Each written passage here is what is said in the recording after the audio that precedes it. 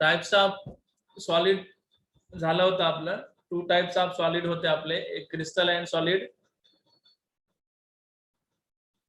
Types of solid झालं होतं, clearly झालं होतं आपलं डिस्कशन, पूर्ण झालं होतं.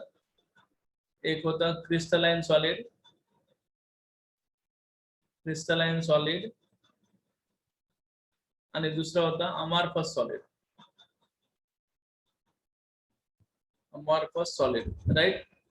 सो क्रिस्टलाइन सॉलिडची प्रॉपर्टी, त्याच्यामध्ये अनआयसोट्रोपी, आइसोमॉर्फस, पॉलीमॉर्फस, हे isotropic, true solid, pseudo solid are super cool liquid, example, इथे एक्झाम्पल, डिफरन्सेस सर्व आपण स्टडी केले ना याच्यामध्ये.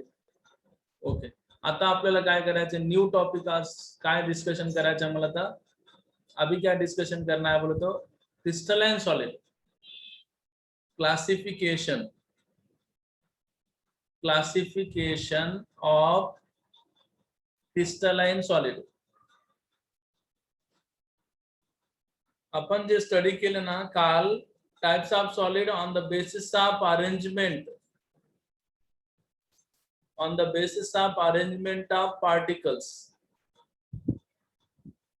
on the basis of arrangement of particles, solids are 2 types. Number 1 crystalline solid and number 2 amorphous solid. amorphous. हाँ, next मग crystalline solid म्हणजे काय, amorphous solid बोले तो क्या है, ये पूरा आपने डिटेल में स्टडी कर लिया. अब नेक्स्ट टॉपिक है अपना classification of crystalline solid, right. Classification of crystalline solid. तो अब क्रिस्टलाइन सॉलिड को फिर से क्लासिफिकेशन किया गया है ऑन द 4 कैटेगरीज, 4 कैटेगरी में क्लासिफाई किया गया है क्रिस्टलाइन सॉलिड को, 4 category. Number 1 molecular solid, number 2 ionic solid, number 3 covalent solid, number 4 metallic solid. Molecular solid, ionic solid, covalent solid, metallic solid, मतलब crystalline solid again classified into 4 categories. अब यहाँ पे बात आती सर कौन से बेसिस पे, क्या बेस, जैसे कि सॉलिड को दो टाइप्स में क्लासिफिकेशन किया गया है यहाँ पे, एक अमॉर्फस और एक crystalline, on the basis of arrangement of particles. किसी भी चीज को जब आप क्लासिफिकेशन करते हो तो कोई ना कोई बेस होता है. तो यहाँ पर जो क्लासिफिकेशन किया आपने क्रिस्टलाइन सॉलिड को, कौन सी बेसिस पे आपने ये 4 कैटेगरी में क्लासिफाई कर दिया, क्या रीजन हो सकता है बोलो. तो बोलो ना किसको, 2-3. Nature of intermolecular forces, intermolecular forces, nature of intermolecular forces और बॉन्ड्स, फोर्स बोलो या फिर उनके बीच में जो बॉन्ड्स है, bonds that hold the constituent particles, और बाद में दूसरा नेचर ऑफ पार्टिकल्स.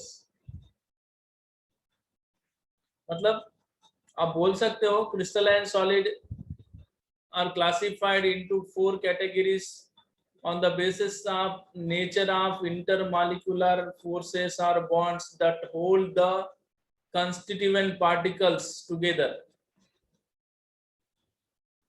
मतलब जो भी सॉलिड है, अभी मॉलिक्यूलर सॉलिड समझो, आयनिक सॉलिड समझो, कोवलेंट सॉलिड समझो या फिर मेटालिक सॉलिड समझो, इनके बीच में जो कंस्टिट्यूएंट पार्टिकल्स है, इन पार्टिकल्स के बीच में जो फोर्स ऑफ अट्रैक्शन है उसके बेसिस के ऊपर, और नेचर ऑफ पार्टिकल्स मतलब पार्टिकल्स कैसे है, एटम्स है या फिर आयंस है या फिर मॉलिक्यूल्स है या फिर मेटल एटम है, मतलब पार्टिकल्स का नेचर और उनके बीच में जो फोर्स ऑफ अट्रैक्शन है, इनके बेसिस के ऊपर crystalline solids classify into 4 categories. Clear है अभी? ओके. Yes, yes.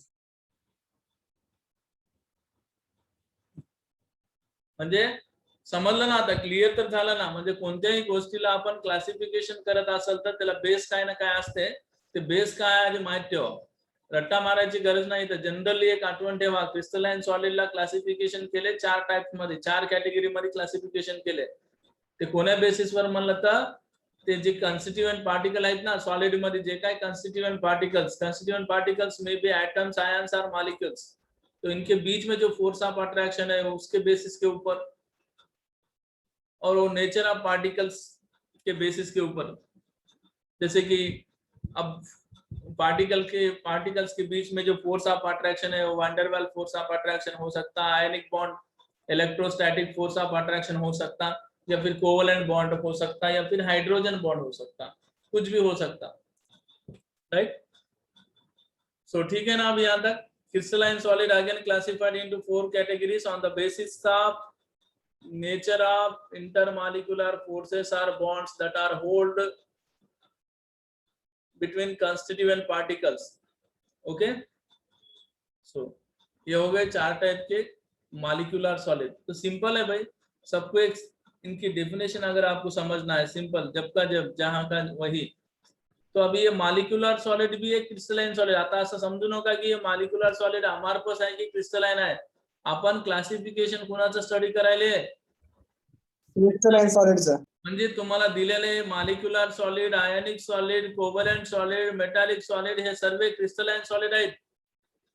समजलं ना. आता इथं अमार्फस सॉलिडचं काय नाव वगैरे डिस्कशन येतच नाही. सर्व हे तुम्हाला दिलेले molecular solid, ionic solid, covalent solid, metallic solid हे सर्व क्रिस्टलाइन सॉलिड आहेत. राईट. आता मग सर मॉलिक्यूलर सॉलिड म्हणजे काय, तुम्हाला दिलेलं एक क्रिस्टलाइन सॉलिड आहे, त्याच्यामध्ये क्रिस्टलाइन सॉलिड आहे, ह्याच्यामध्ये कॉन्स्टिट्यूएंट पार्टिकल्स कोण आहेत म्हणल्यासारखं, मॉलिक्यूल्स आहेत. The crystalline solid in which the constituent particles are molecules are called molecular solid. अगर किसी भी क्रिस्टलाइन सॉलिड में कंस्टिट्यूएंट पार्टिकल्स अगर मॉलिक्यूल है तो वो मॉलिक्यूलर सॉलिड, और किसी भी क्रिस्टलाइन सॉलिड में constituent particles ions, positive negative ions असेल तर ते आयनिक solid. Okay, ions oppositely charged particles असेल तर ते आयनिक सॉलिड. समजायला ना मी सांगितलेलं आता. और किसी भी सॉलिड में, किसी भी क्रिस्टलाइन सॉलिड में constituent particles non metallic atoms अगर है, नॉन मेटालिक एटम्स जैसे की कार्बन, असे नॉन मेटालिक एटम न बनलेला क्रिस्टलाइन सॉलिडला काय म्हणायचं, कोव्हलंट सॉलिड. आणि मेटालिक सॉलिड म्हणलं तर माहितीच आहे तुम्हाला, मेटल न बनलेलं सॉलिड. मेटल आयन म्हणजे मेटलला कोणती टेंडन्सी असते तुम्हाला सर्वांना माहिती आहे ना, इलेक्ट्रॉन लूजिंग टेंडन्सी. जेव्हा एक मेटल आपले इलेक्ट्रॉन्स लूज झालं तर M+ आणि E- मध्ये कन्वर्ट होते, है की नाही. मेटल्स हायली इलेक्ट्रोपॉझिटिव्ह म्हणतो ना रे आपण. काऊन असते मेटल्सला हायली इलेक्ट्रोपॉझिटिव्ह काऊन म्हणतो आपण, because they have tendency to lose electrons. Okay, तर मग एक मेटल आपलं इलेक्ट्रॉन लॉस झाल्यावर M+ म्हणजे कॅटायन, त्याला केर्नल्स भी म्हणतो आपण, आणि त्याचे इलेक्ट्रॉन्स. म्हणजे मेटालिक सॉलिड मध्ये मेटल आयन आणि त्याचे इलेक्ट्रॉन राहतात कॉन्स्टिट्यूएंट पार्टिकल्स. कोव्हलंट सॉलिड मध्ये नॉन मेटालिक एटम्स राहतात कॉन्स्टिट्यूएंट पार्टिकल्स, आणि आयनिक सॉलिड मध्ये अपोजिटली चार्ज्ड आयन्स राहतात, आणि मॉलिक्युलर सॉलिड मध्ये कॉन्स्टिट्यूएंट पार्टिकल्स कोण राहतात, मॉलिक्युल्स राहतात, मॉलिक्युल्स. ओके, क्लियर आहे एवढं मी सांगितलेलं. Yes, sir.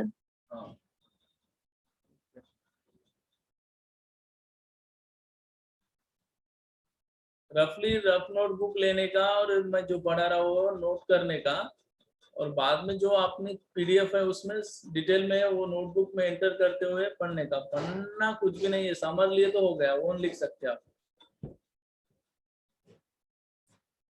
बस आपको मालूम होना कि क्रिस्टलाइन सॉलिड 4 कैटेगरी कौन से हैं, ये 4 है. क्यों, कौन सी बेसिस पे बोले तो उनके बीच में जो कंस्टिट्यूएंट पार्टिकल्स है, उनके बीच में जो फोर्स ऑफ अट्रैक्शन है, उनके बेसिस के ऊपर क्रिस्टलाइन सॉलिड 4 टाइप्स। ओके, तो अभी वन बाय वन स्टडी करेंगे। First one,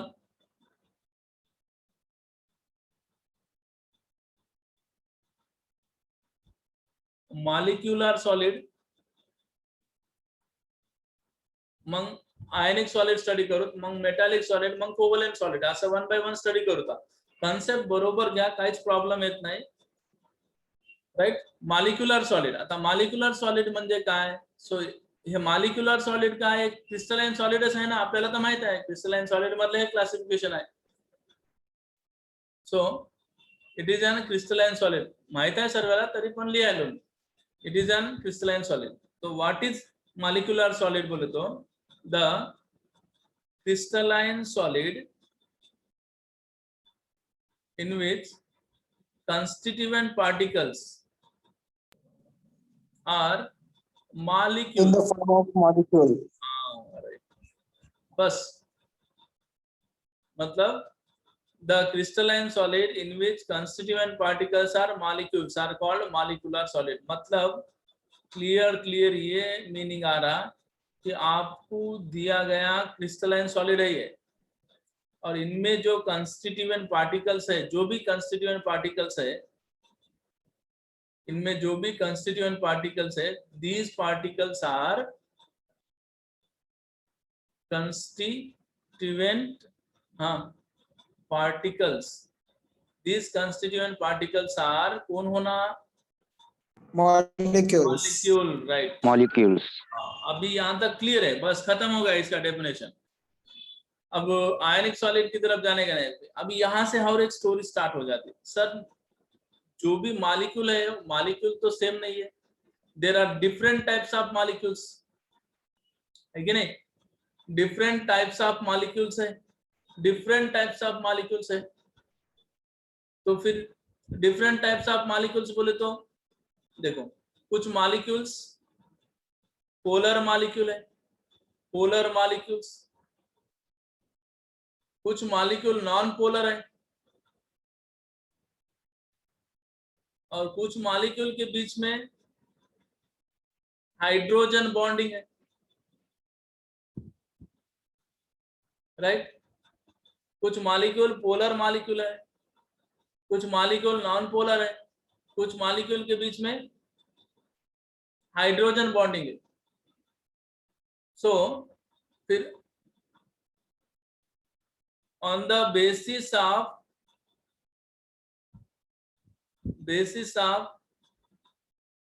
nature of molecules, nature of molecules मतलब मॉलिक्यूल डिफरेंट टाइपचे आहेत ना, मॉलिक्यूल डिफरेंट टाइप के, पोलर मॉलिक्यूल है, नॉन पोलर मॉलिक्यूल है, और हाइड्रोजन बॉन्डेड मॉलिक्यूल है। तो फिर on the basis of nature of molecules, molecular solid again classified into 3 types. और कितने टाइप? 3 टाइप। सिंपल है, टेंशन गेन होगा, ए बी सी, तो यही लिख देने का। Non polar molecule, non polar molecular solid, हाँ, पोलर मॉलिक्यूलर सॉलिड आणि hydrogen bonded molecular solid, right. मतलब what is molecular solid? The crystalline solid in which constituent particles are molecules are called molecular solid, right. तो फिर molecular solid depending upon the nature of molecules, मतलब molecule सब same नहीं है ना, कुछ molecules polar molecule होते हैं, कुछ मॉलिक्यूल्स नॉन पोलर होते हैं, कुछ मॉलिक्यूल्स के बीच में हाइड्रोजन बॉन्डिंग होती है। तो मॉलिक्यूल सारे सेम नहीं है ना, अगर सेम मॉलिक्यूल रहते थे, सब मॉलिक्यूल सेम होते थे, तो आपको मॉलिक्यूलर सॉलिड को फिर से क्लासिफिकेशन करना जरूरी नहीं था, बट मॉलिक्यूल्स आर डिफरेंट।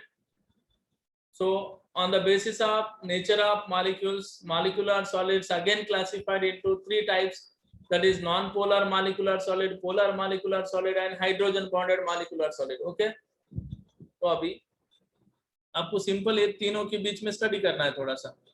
देखो, non polar MS means molecular solid, पहला। दूसरा पोलर मॉलिक्यूलर सॉलिड, और तीसरा hydrogen bonded molecular solid, hydrogen bonded molecular solid, right. तो बात आती है अभी नॉन पोलर मॉलिक्यूलर सॉलिड की, राइट। अभी नॉन पोलर मॉलिक्यूल मतलब अपना जो सॉलिड है मॉलिक्यूलर सॉलिड है, तो कंस्टिट्यूएंट पार्टिकल्स तो मॉलिक्यूल होना जरूरी है, राइट। सो फिर यहाँ पे क्या होता है, the crystalline solid in which the constituent particles, मतलब जो भी मॉलिक्यूलर सॉलिड है, the crystalline solid in which the constituent particles, constituent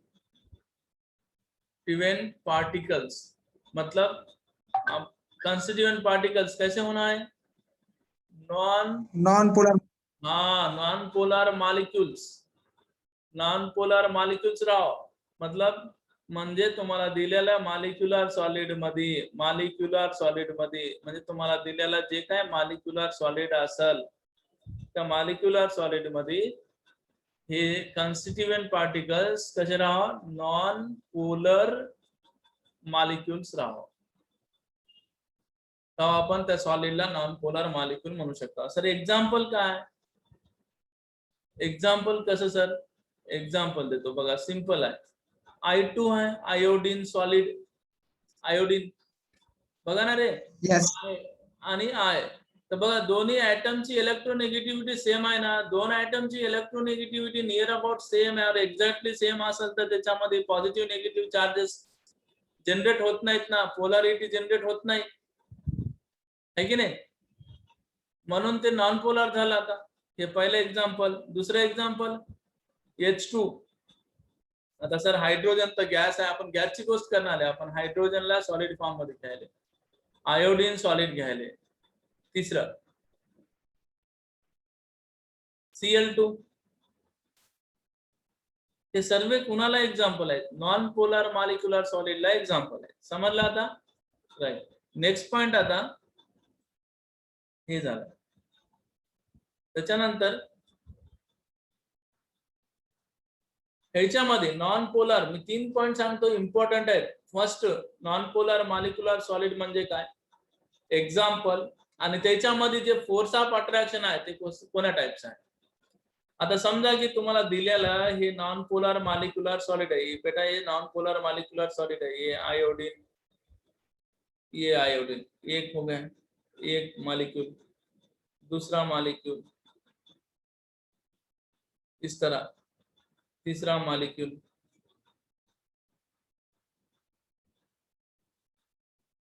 ये चौथा मॉलिक्यूल, मतलब इस तरह पूरे क्रिस्टल में I2 मॉलिक्यूल्स है। तो इनके बीच में जो फोर्स ऑफ अट्रैक्शन है वो किस टाइप का होगा, वो यही इंपॉर्टेंट है, राइट। इनके बीच में जो फोर्स है वो किस टाइप का होगा। इन दिस सॉलिड, मतलब in this solid the atoms और molecules are held by weak dispersion forces of attraction forces, और इसी को आप LON DON लंदन फोर्सेस बोलना, राइट। 3 चीजें मालूम कर लो, हर एक सॉलिड में ये 3 बातें आपको समझना है। Constituent particles are non polar molecular solid, और एग्जांपल, और इनके बीच में जो फोर्स है वो कौन से टाइप का है, वीक डिस्पर्शन फोर्सेस, और उसी को आप क्या बोलते हो, लंदन फोर्सेस, ये फिर वैंडरवाल फोर्सेस ऑफ अट्रैक्शन। ठीक है, क्लियर है कर, ये non polar molecular solid clear है ना बेटा, राइट। Yes, yes. तर मग आपण काय करूत आता, नेक्स्ट को आहे आपला आता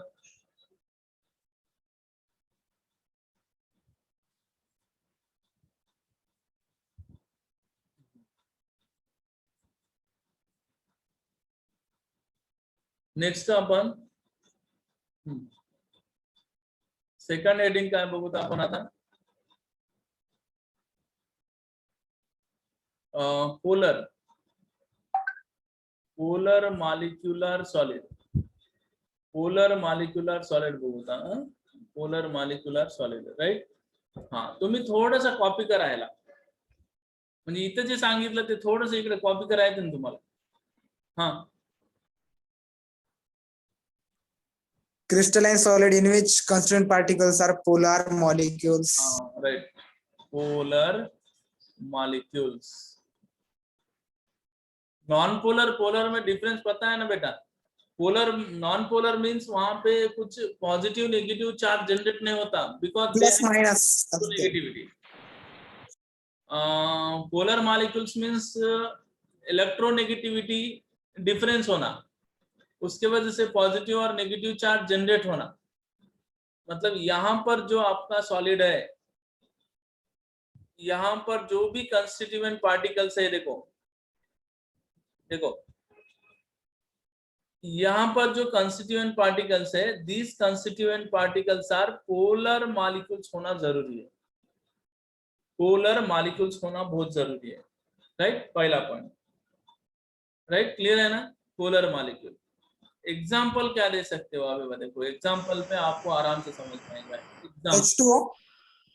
H2O तिकडे जाते, हायड्रोजन बॉन्डेड मध्ये जाते, कारण त्याच्यामध्ये हायड्रोजन बॉन्डिंग असते. HCl घ्या, हायड्रोक्लोरिक ऍसिड सॉलिड, HCl. हा, SO2.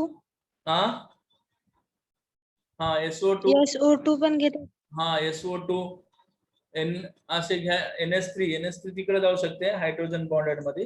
हे दोन वर घ्या, HCl आणि SO2. देखो अब एग्जांपल के लिए देखो, हे बघ तुमचं हे HCl आहे, HCl बेटा चांगलं बघा, HCl. ये दूसरा HCl,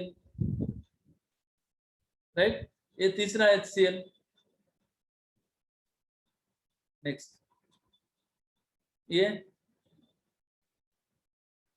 HCl.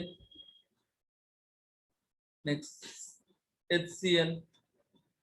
कैसा ही लिख सकते हो, H, राइट. अभी देखो थोड़ा सा कॉन्सेंट्रेट करो यहाँ पर. देखो H और Cl में इलेक्ट्रोनेगेटिविटी डिफरेंस है बेटा. H और Cl में इलेक्ट्रोनेगेटिविटी किसकी ज्यादा है, Cl की.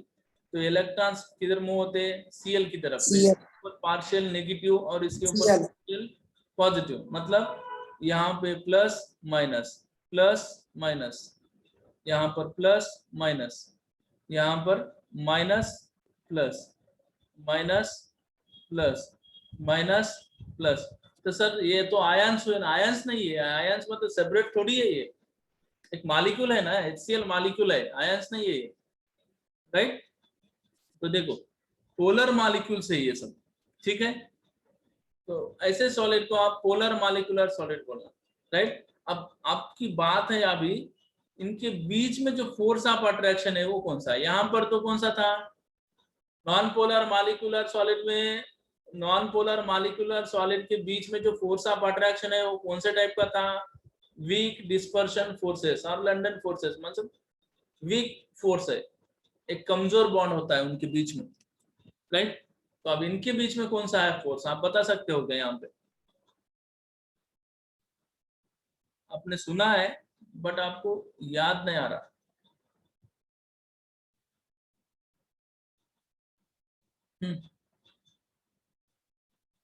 Polar molecular solid possess permanent dipole movement. एक बात बता रहा मैं, इनके बीच में इनके बीच में क्या है, परमानेंट डायपोल मूवमेंट होता है. मतलब देखो H और Cl में इलेक्ट्रॉन्स डायपोल मूवमेंट किधर है, Cl की तरफ.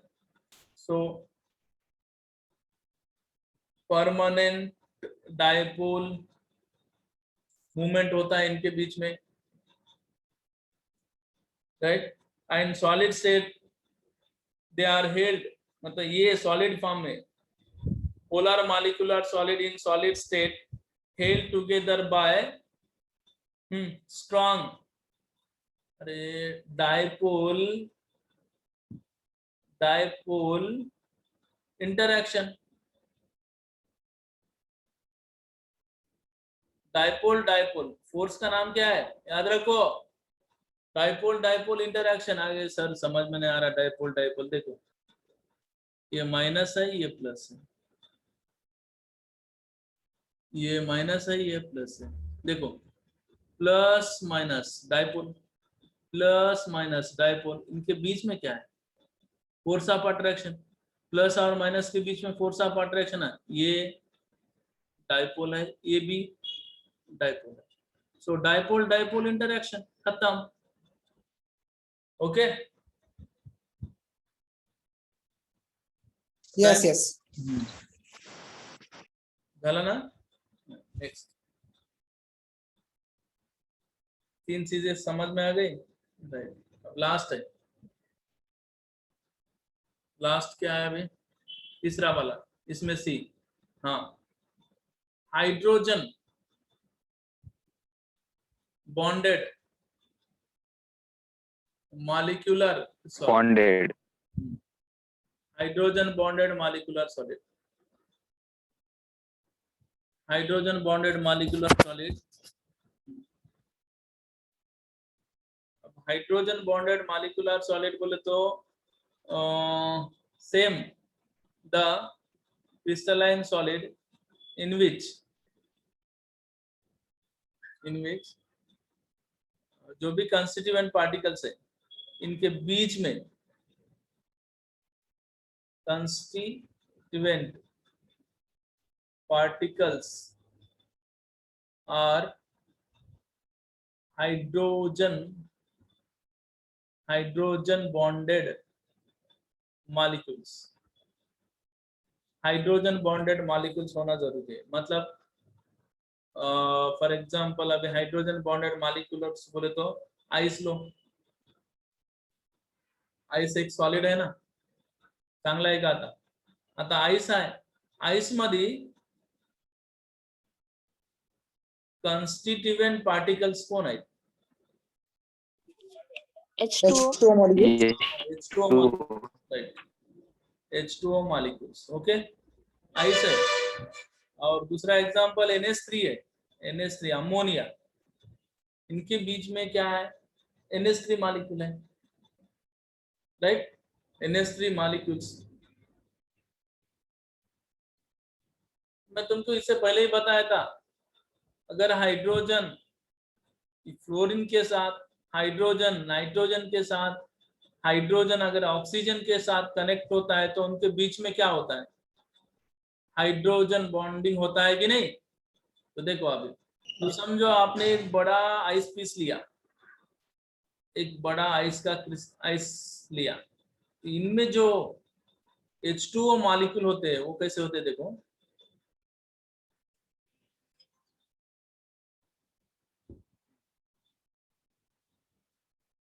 ये राइट,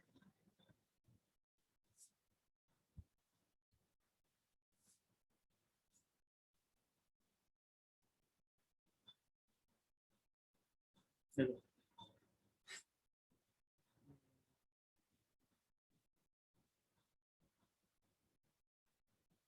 अब एग्जांपल के लिए समझो, तो आपको पता है इलेक्ट्रोनेगेटिविटी डिफरेंस ज्यादा है ऑक्सीजन और हाइड्रोजन में, तो इसके ऊपर नेगेटिव चार्ज,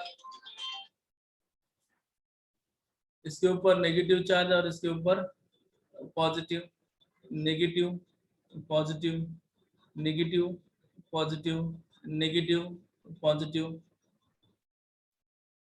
नेगेटिव पॉजिटिव।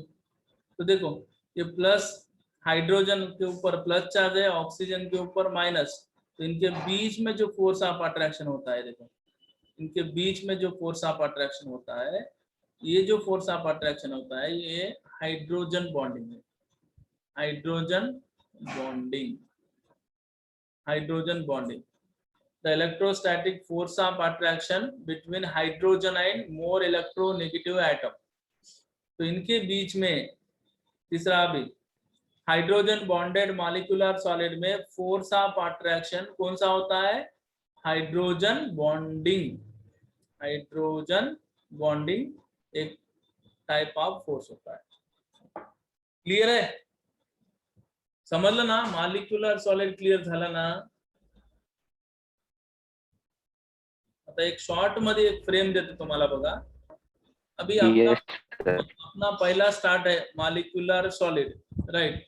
अब डायरेक्ट आप पॉइंट पे आओ। मॉलिक्यूलर सॉलिड बोले तो हाँ कंस्टिट्यूएंट, हाँ कंस्टिट्यूएंट पार्टिकल्स आर, जल्दी जल्दी बोलते जाओ। Molecules. ओके मॉलिक्यूल्स हो गए। Molecules. मॉलिक्यूल्स झाले। फिर दूसरा पॉइंट क्या जाना सर, तो मॉलिक्यूल सब सेम नहीं है, मॉलिक्यूल डिफरेंट है कि नहीं, डिफरेंट मॉलिक्यूल्स है। सो मॉलिक्यूल का नेचर डिफरेंट होने की वजह से मॉलिक्यूलर सॉलिड और 3 टाइप में क्लासिफिकेशन कर दिया गया है। एक है नॉन पोलर मॉलिक्यूलर सॉलिड, दूसरा पोलर मॉलिक्यूलर सॉलिड, और तीसरा हाइड्रोजन बॉन्डेड मॉलिक्यूलर सॉलिड। तो अभी नॉन पोलर मॉलिक्यूलर सॉलिड में constituent particles non polar molecules होना, पोलर मॉलिक्यूलर सॉलिड में कंस्टिट्यूएंट पार्टिकल्स पोलर मॉलिक्यूल्स होना, और यहाँ पर हाइड्रोजन बॉन्डिंग मॉलिक्यूल्स होना जरूरी है। तो इनके बीच में जो फोर्स ऑफ अट्रैक्शन है वो कौन सा है, बोलो जल्दी बोलो। नॉन पोलर मॉलिक्यूलर सॉलिड में जो फोर्स ऑफ अट्रैक्शन है, London forces. हाँ लंदन फोर्सेस और वीक डिस्पर्शन फोर्सेस। यहाँ पर Dipole interaction. डाइपोल इंटरैक्शन, और यहाँ पर hydrogen bonding. Hydrogen bonding force. Right, आपको एग्जाम में इस तरह का क्वेश्चन आएगा अभी क्वेश्चन। सो ये तीनों में जो फोर्स ऑफ अट्रैक्शन है, non polar molecular solid, polar molecular solid और हाइड्रोजन बॉन्डेड मॉलिक्यूलर सॉलिड में सबसे स्ट्रांग फोर्स ऑफ अट्रैक्शन किस में है ना क्वेश्चन। मतलब पोलर मॉलिक्यूलर सॉलिड में जो फोर्स ऑफ अट्रैक्शन है, नॉन पोलर में जो फोर्स ऑफ अट्रैक्शन है, और पोलर मॉलिक्यूल सर, हाँ पोलर नहीं, सबसे ज्यादा हाइड्रोजन बॉन्डेड मॉलिक्यूलर सॉलिड के फोर्स ऑफ अट्रैक्शन स्ट्रांग है। बाद में आता पोलर, और नेक्स्ट आता मतलब पोलर बोले तो ये पोलर, और बाद में आएगा नॉन पोलर, राइट। तो यहाँ पर हाइड्रोजन बॉन्डिंग मॉलिक्यूलर सॉलिड में हाइड्रोजन बॉन्ड ही है फोर्स ऑफ अट्रैक्शन। पोलर में कौन से टाइप के, डाइपोल इंटरैक्शन, बाद में यहाँ पे डिस्पर्शन फोर्सेस और लंदन फोर्सेस। ओके, यहाँ तक बात क्लियर है। Yes. ये हो गया तुम्हारा मॉलिक्यूलर सॉलिड।